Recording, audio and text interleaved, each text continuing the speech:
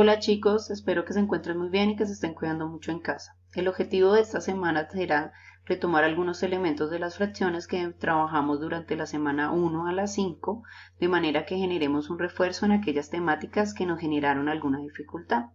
Por eso los voy a invitar a prestar mucha atención a las explicaciones de este video y, como siempre, a llevar sus inquietudes y preguntas al espacio de clase. Un abrazo, espero que me acompañen en todo el transcurso del video.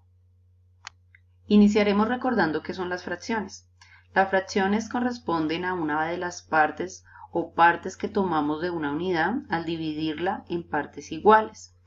Estas fracciones se representan teniendo en cuenta tres elementos: el numerador, que corresponde a las partes que tomo de la unidad; el denominador, que corresponde a las partes en las cuales divido la unidad; y el vínculo, que corresponde a la línea o a la recta que nosotros observamos frecuentemente al ver la representación de las fracciones.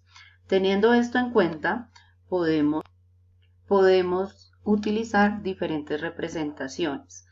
En un primer momento les he aconsejado que utilicemos representaciones que sean cuadradas o rectangulares, de manera que garanticemos que las partes van a ser iguales. Otra cosa que podemos tener en cuenta es que las fracciones no solamente las tomamos de una unidad, sino que también existen las fracciones de los conjuntos y de los números, solamente que en un primer momento estamos utilizando las de la unidad porque es un contexto que nos facilita su representación. Bueno, otro elemento que es importante que tengamos muy en cuenta es cómo se leen las fracciones. Siempre que vamos a leer una fracción, su numerador se lee normalmente. El que cambia va a ser el denominador. De esta manera encontramos que el 2 se lee como medios y los números del 3 al 10 lo vamos a leer utilizando los números ordinales: tercios, cuartos, quintos, sextos, séptimos, octavos, novenos, décimos. Después del 11 vamos a agregar la palabra avos.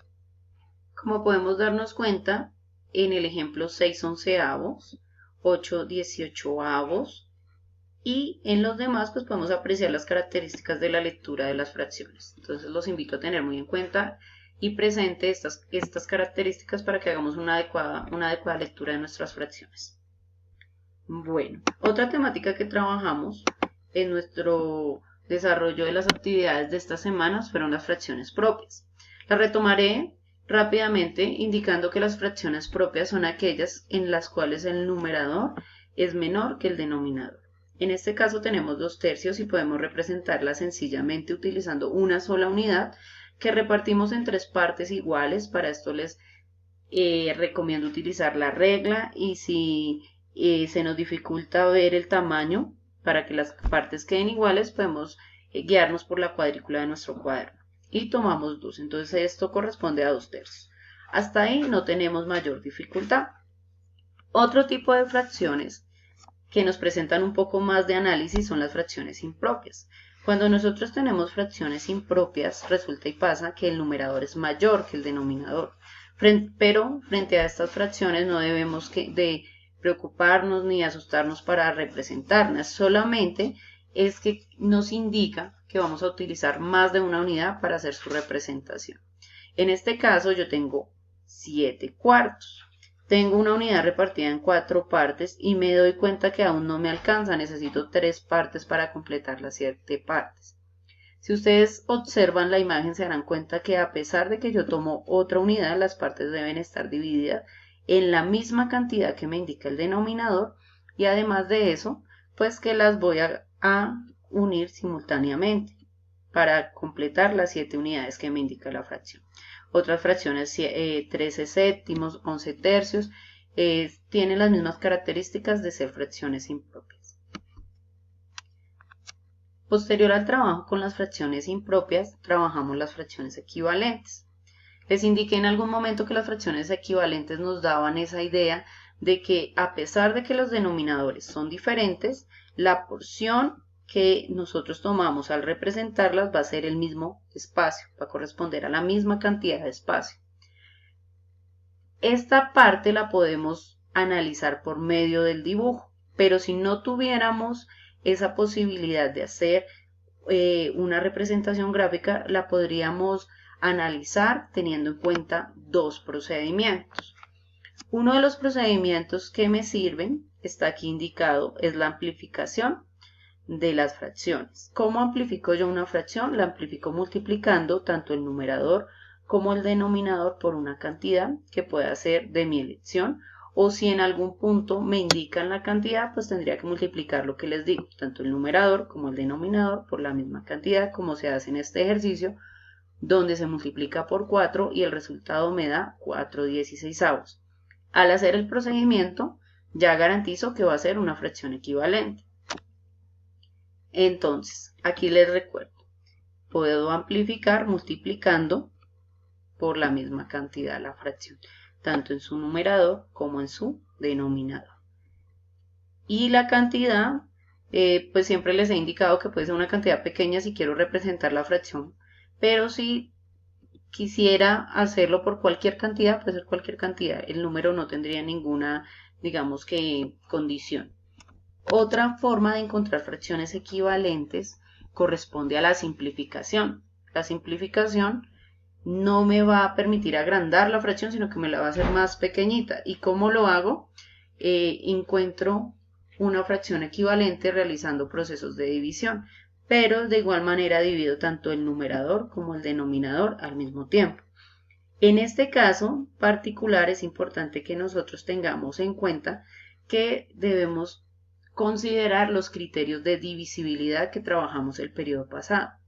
¿Por qué? Porque tanto el numerador como el denominador debe ser divisible por un número que tenga por un mismo número. En este caso sería 24 es par y 108 es par. Lo podemos dividir en 2. Y acá tenemos un caso donde tenemos el 6 y el 27, pero ya las condiciones cambian. Entonces ya tendríamos que dividirlos por 3, pero ambos. Y así podríamos encontrar fracciones que son divisibles por 5, por 10, por 4, según el análisis que hagamos en su momento. Si nosotros encontramos una fracción donde solamente podamos dividir uno de sus elementos, en este caso podríamos tomar 2 novenos, 2 la podemos dividir en 2 y 9 en 3. Los dos no son divisibles por el mismo número, entonces podemos decir que esa fracción no es simplificable o reducible. Entonces quedaría simplemente la misma cantidad y no haríamos ningún proceso para continuar. Bueno, otra temática que tomamos durante este periodo fueron las fracciones homogéneas. Las fracciones homogéneas son aquellas que tienen un mismo denominador y nos representan que están tomadas de la misma unidad. Entonces acá tenemos un medio, nos damos cuenta que corresponden a la misma unidad y tienen el mismo denominador. Un tercio de igual manera, un cuarto de igual manera. Es para que nos demos cuenta que siempre van a tener esa misma condición. Estas fracciones nos favorecen en los procedimientos porque el procedimiento no genera mayor dificultad. Nosotros podemos representarla gráficamente o hacer el procedimiento. Tanto la suma como la resta mantienen sus denominadores y lo que se suma o se restan son sus numeradores. En este caso tenemos que el denominador es 8, lo mantenemos hasta el resultado y sumamos 1 más 3, 4. Lo mismo tenemos en el siguiente caso, donde tenemos el denominador que es 6, mantenemos el denominador 6 y restamos 15 menos 8, que va a ser igual a 7. De esta manera tenemos claros los procedimientos que vamos a llevar a cabo con estas operaciones.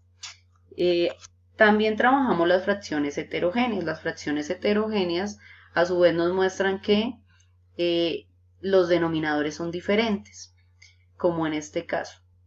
Pero ya cuando queremos realizar procedimientos como la suma o la resta, nos encontramos con que vamos a tener que hacer unos procedimientos un poco más elaborados y vamos a utilizar algunas de las informaciones que trabajamos el periodo pasado. En un primer paso tenemos que tomar los denominadores y sacar el mínimo común múltiplo para iniciar. Luego ese mínimo común múltiplo lo vamos a dividir por entre cada uno de los denominadores.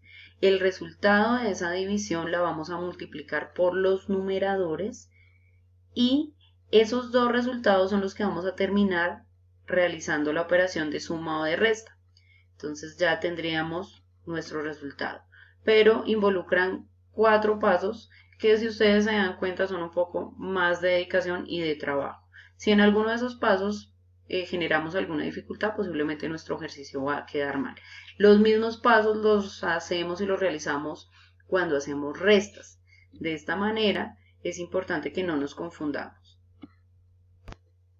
Uno de los últimos procedimientos que vimos fue la multiplicación. La multiplicación de las fracciones nos indica que debemos multiplicar numeradores por numeradores y denominadores por denominadores, utilizando las tablas de multiplicar y las operaciones de la multiplicación como las conocemos normalmente. Hasta aquí no generaríamos ninguna dificultad. Algo que es muy importante que nosotros lo tengamos claro es que cuando aparece nuestro procedimiento de la división, nosotros tenemos que cruzar la multiplicación. Cuando aparece la división de las fracciones, nosotros no dividimos, sino que multiplicamos. En este caso, utilizando la multiplicación en cruz, que nos diría que 3 por 7 es 21 y que 4 por 5 es 20. Es muy importante que tengamos claro estos procedimientos, tanto de la multiplicación, que la hacemos numeradores por numeradores y denominadores por denominadores, y la división, que la hacemos en cruz, porque puede generarnos algunas complicaciones y también algunas confusiones. Como ustedes se habrán dado cuenta, hasta aquí hemos trabajado todos los procesos de las fracciones, pero nos damos cuenta también que aparece el uso de las operaciones básicas, la suma, la resta, la multiplicación y la división, además de la descomposición en factores primos que implica la división que trabajamos el periodo pasado. Si en alguno de estos procesos nos resulta alguna complicación o generamos alguna respuesta con digamos que con un resultado no adecuado, podemos encontrarnos con que nuestro ejercicio va a tener dificultades y el desarrollo no va a corresponder al resultado solicitado. Entonces, les voy a invitar a que sigamos fortaleciendo estas operaciones, que sigamos trabajando ejercicios y sobre todo a que prestemos mucha atención a las explicaciones. Los invito a que miren los videos que están en mi canal, que corresponden a todo el desarrollo del periodo de la primera semana, que amplían un poco más las explicaciones, y además de eso, si tienen la oportunidad de suscribirse, ahí van a estar pendientes de los videos que vamos subiendo semana a semana sobre las explicaciones de las temáticas, y como siempre, les voy a agradecer mucho el tiempo que prestan para este trabajo y toda su atención. Espero que estén muy bien, muchas gracias y un abrazo.